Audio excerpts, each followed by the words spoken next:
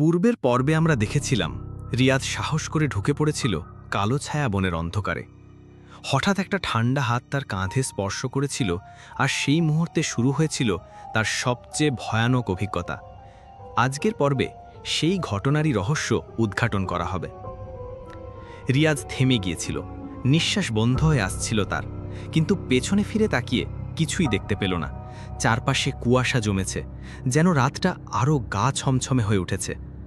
সে তার মোবাইলের টর্চটা আবার চালু করার চেষ্টা করল, কিন্তু এবার আলো জ্বলে উঠে হঠাৎ নিভে গেল। চারপাশটা তখন সম্পূর্ণ অন্ধকার। হঠাৎ দূর থেকে একটা হাহাকার শোনা গেল, যেন কেউ কাঁদছে। সেই আওয়াজটা ধীরে ধীরে কাছে আসতে লাগলো। রিয়াজ সাহস করে আওয়াজটার দিকে এগিয়ে গেল। কিছু দূর গিয়ে সে দেখতে পেল একটা মেয়ের ছায়া গাছের গুড়ির পাশে বসে কাঁদছে। তার চুল ভেজা, মুখ দেখা যাচ্ছে না। রিয়াজ কাছে গিয়ে জিজ্ঞেস করল, আপনি এখানে একা কি করছেন?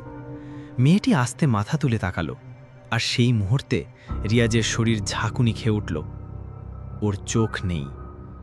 মেয়েটি আস্তে বলল, তুমি চলে যাও, ওরা আসছে।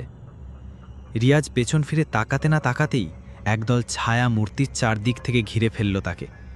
গাছের ছায়া যেন জীবন্ত হয়ে উঠেছে। বাতাস কেমন ঘন হয়ে গেছে, নিঃশ্বাস নিতে কষ্ট হচ্ছে। কেউ একটা ফিসফিস করে বলল, তুমি আমাদের এলাকা অতিক্রম করেছ, এখন তুমি ফিরে যেতে পারবে না।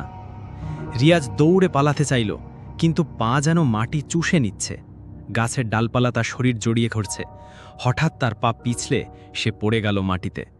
চোখের সামনে ঝাপসা হয়ে আসছে সবকিছু। ঠিক তখনই দূরে কোথাও একটা আলো জ্বলে উঠল। কারা যেন এগিয়ে আসছে সেই আলোর দিক থেকে।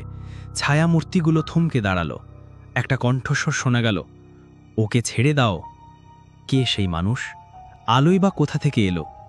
এই প্রশ্নের উত্তর জানতে চোখ রাখুন অদূর গল্পর পরবর্তী পর্বে। আজকের গল্প এখানেই শেষ। যদি ভালো লেগে থাকে লাইক দিন, কমেন্ট করুন, আর অবশ্যই সাবস্ক্রাইব করতে ভুলবেন না। ভালো থাকুন, সাবধান থাকুন।